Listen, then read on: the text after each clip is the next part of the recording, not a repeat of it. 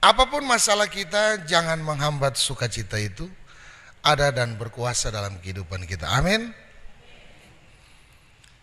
Bapak Ibu Saudaraku yang terkasih dalam Tuhan Yesus, bacaan kita di hari ini, Yesus disunat dan diserahkan kepada Tuhan. Kemudian bicara tentang Simeon dan bicara juga tentang seorang nabi perempuan yang bernama Hana. Menarik untuk kita renungkan Bapak Ibu Saudaraku yang terkasih dalam Tuhan. Karena di hari ini juga keluarga Warbenaran mengantarkan kehidupan anak mereka untuk dimeteraikan sebagai milik kepunyaan Tuhan. Pertanyaan saya untuk kita semua, Tuhan Yesus dibaptis umur berapa?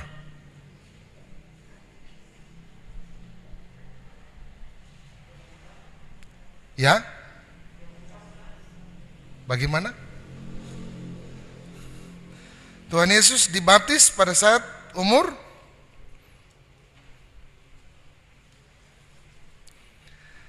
Kalau Yesus disunat umur berapa? 8 hari pembacaan baru bilang toh, baptis beda dengan sunat. Saya mau jelaskan tentang apa yang saya tanyakan. Sunat itu suatu tradisi yang dilakukan oleh bangsa Yahudi pada saat itu sebagai tanda milik kepunyaan Tuhan. Tetapi sunat yang dimaksud pada saat itu dia tidak menyeluruh, karena hanya membersihkan bagian yang kelihatan. Tetapi sekarang kita tidak sunat karena kita dibaptis. Dibaptis membersihkan bagian dalam dan bagian luar. Bapak Ibu Saudaraku yang terkasih dalam Tuhan Yesus, kalau saat ini saudara dan saya ada dalam sukacita Natal, kembali kita dihibur dan dikuatkan oleh kebenaran firman Tuhan yang baru saja kita baca dan dengarkan. Diceritakan bagaimana orang tua dari seorang yang diberi nama Yesus diantar sesuai dengan hukum Taurat.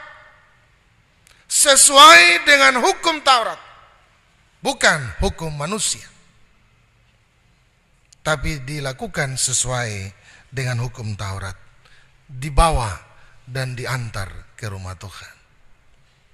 Bapak Ibu Saudara, ketika Yesus diantar, ada Roh Kudus yang berkarya. Roh Tuhan ada pada seorang yang bernama Simeon. Simeon datang untuk menjumpai seperti yang dikatakan oleh Roh kepadanya. Apa yang terjadi Bapak Ibu? Yang terjadi adalah Simeon menaikkan segala puji dan syukur hanya bagi Tuhan, sebab dia telah melihat keselamatan yang dijanjikan Tuhan. Bacaan ini Bapak Ibu kita kenal dengan nyanyian pujian Simeon. Ada nyanyian pujian Sakaria dan segala macam. Ada nyanyian pujian Maria. Nah, yang sekarang kita bicarakan ini tentang nyanyian pujian dari Simeon. Apa nyanyiannya? Bapak Ibu bisa baca di ayat 28, 29 sampai dengan ayat yang ke-32. Itu merupakan nyanyian pujian. Bapak dan Ibu Saudaraku yang terkasih dalam Tuhan Yesus, hal yang berikut yang disampaikan dalam bacaan firman Tuhan adalah seorang Hana yang telah hidup bersama suaminya 7 tahun lalu ia menjadi janda. Kemudian pada usia yang ke-84 dia melihat kemuliaan Tuhan dan dia melakukan seperti yang diperintahkan oleh Tuhan Allah kepadanya, menceritakan kepada orang banyak. Bapak Ibu Saudaraku yang terkasih, kalau dari dua tokoh ini kita sudah bisa pelajari apa yang harus kita lakukan. Ketika kita menerima berita keselamatan itu, maka sudah pasti kita harus menceritakan bagi orang lain. Sama dengan cerita dalam Alkitab saat ini. Jemaat yang terkasih dalam Tuhan kita Yesus Kristus, bacaan firman Tuhan bagi saudara dan saya saat ini bagaimana caranya mendidik seorang anak. Bukan perkara yang gampang. Apalagi di tengah situasi pandemi. Iya toh? Orang tua menjadi guru Biasanya kita cuma tahu orang tua anak pergi sekolah, pulang jadi. Dia sudah tahu A, sudah tahu B, dan seterusnya. Sudah tahu 1, sudah tahu 2, dan seterusnya.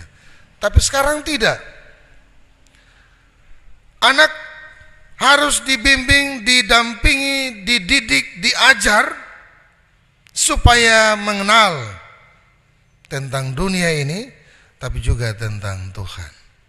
Bahkan banyak orang tua yang komplain ketika harus mengajar anak di rumah. Anak bilang guru yang paling jahat itu mama. Guru yang paling jahat itu bapak. Salah sedikit anakku pica di rumah. Apalagi harus beli pulsa data untuk ajar. Pekerjaan yang harusnya diselesaikan oleh ibu atau bapak tersita karena membantu tugas-tugas anak. Bahkan pekerjaan anak dikerjakan oleh orang tua. Itu dunia sekarang di tengah pandemi. Bapak Ibu Saudaraku yang terkasih, kalau kita lihat dari nilai positifnya, maka mestinya itu bagian yang tidak boleh ada persungutan. Sebab itu tugas dan tanggung jawab kita sebagai orang tua untuk mendidik anak-anak kita. Mengajarkan anak-anak kita supaya dia tahu, supaya dia kenal tentang dunia ini, tapi juga dia mengenal siapa itu Tuhan Allah. Anak akan melihat, anak akan mengikuti apa yang dilakukan oleh ibu bapaknya, oleh orang tuanya.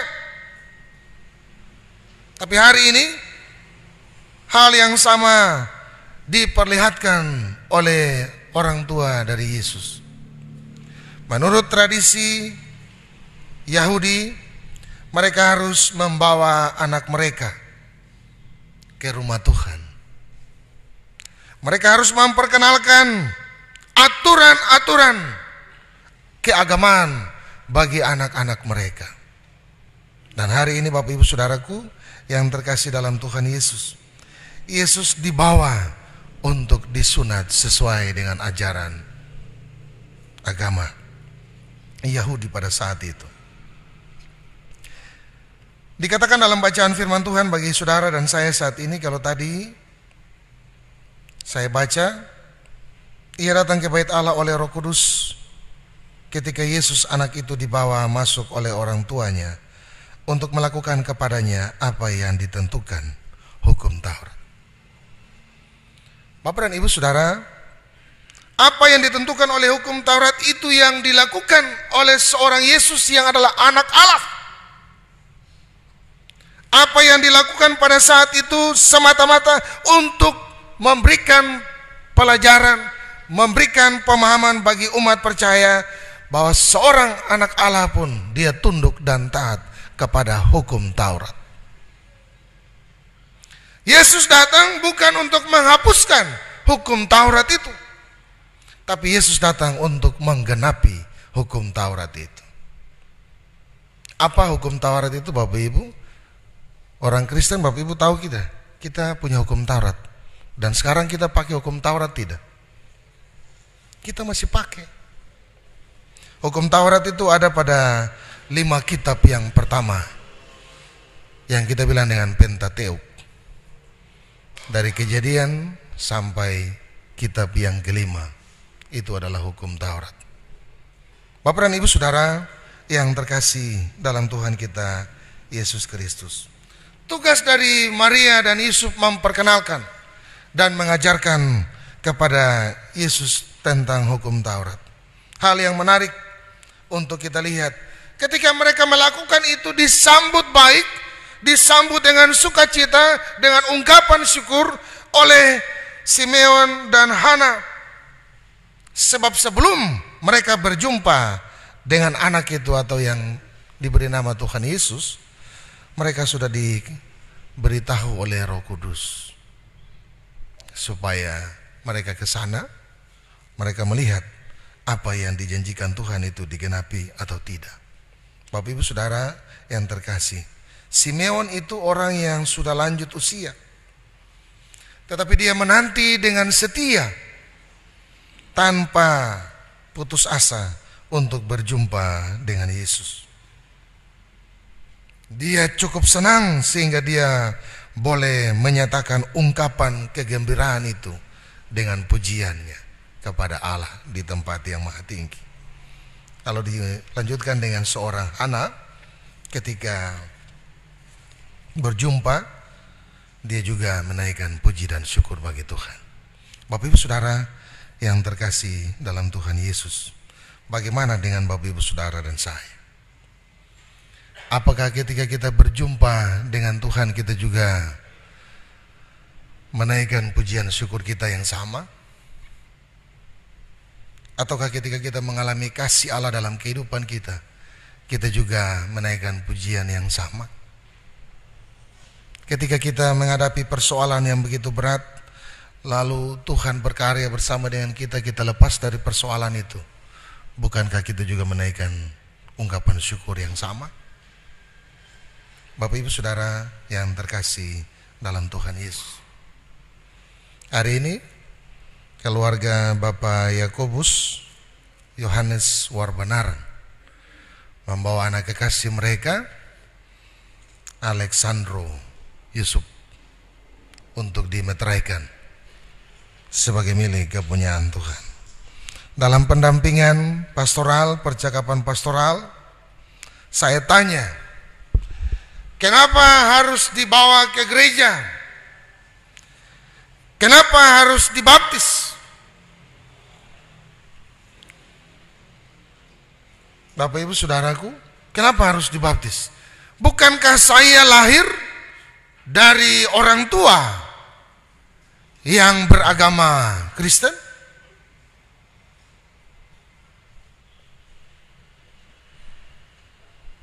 Hari ini jawaban itu diberikan bagi Bapak Ibu Saudara dan saya, sesuai dengan aturan,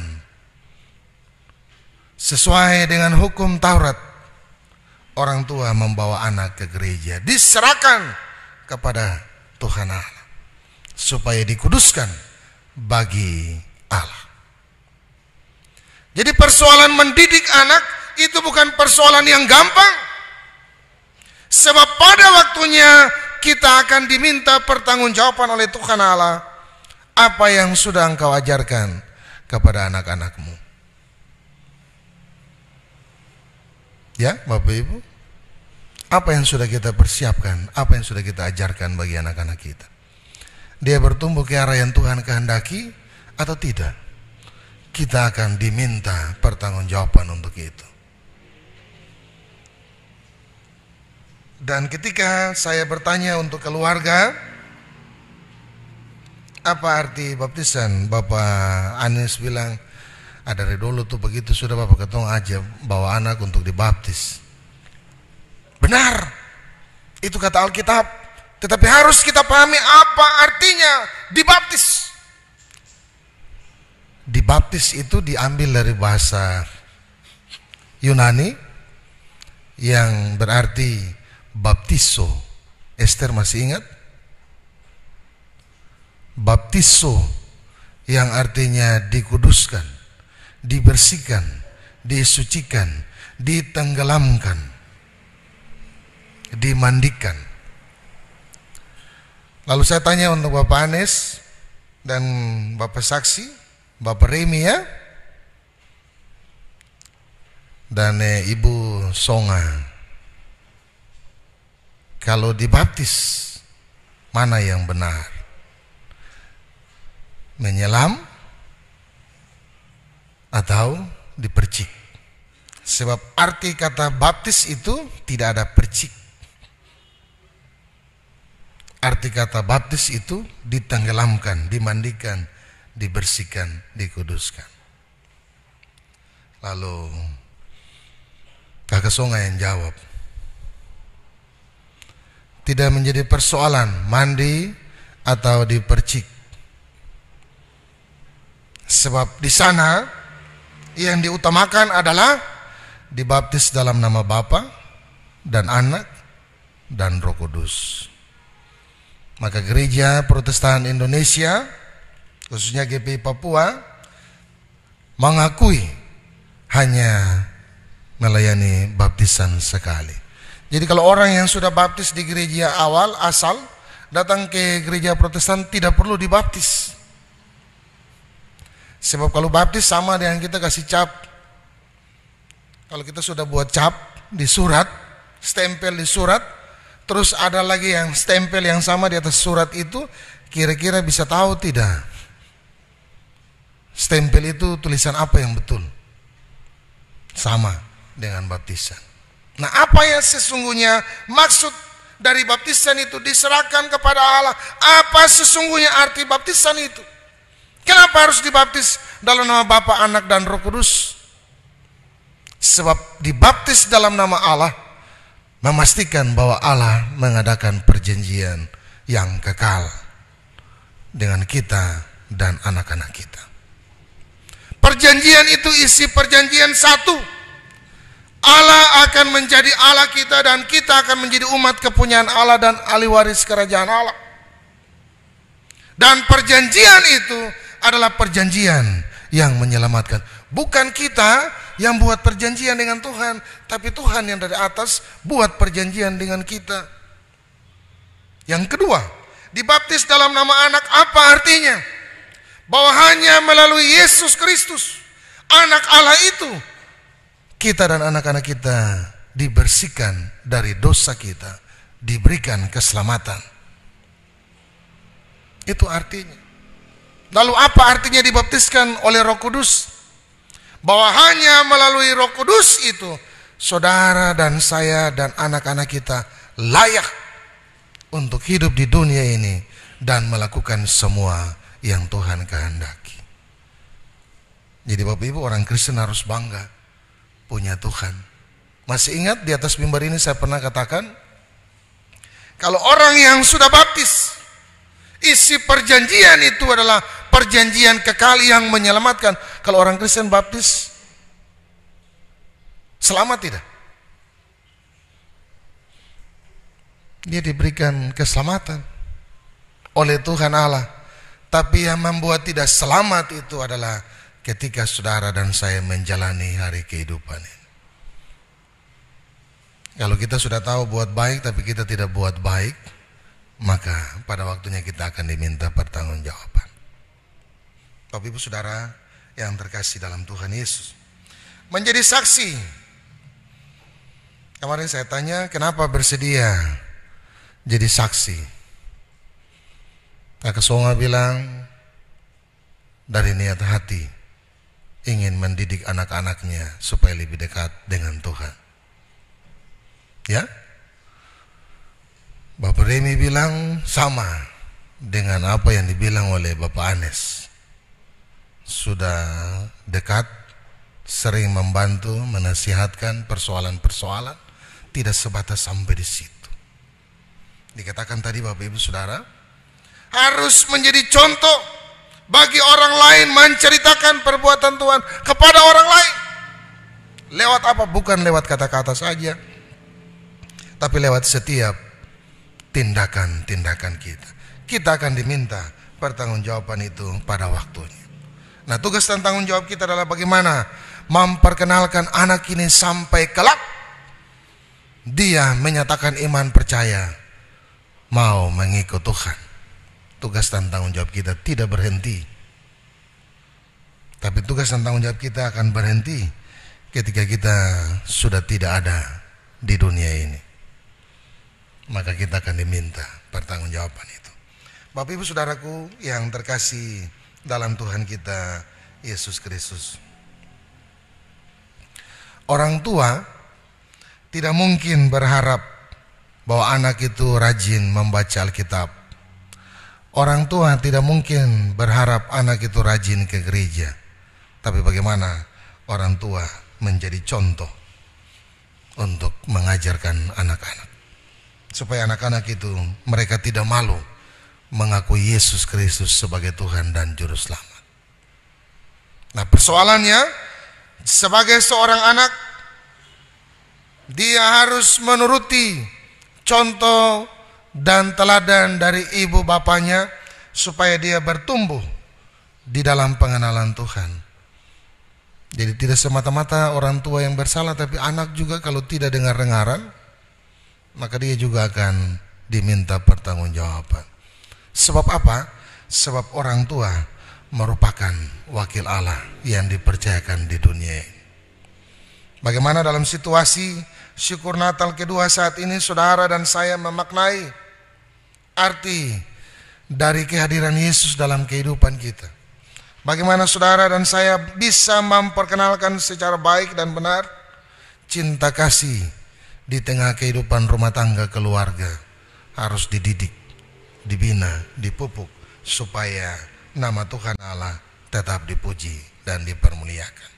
Tuhan Yesus yang punya firman ini memberkati kita dengan firman-Nya. Amin.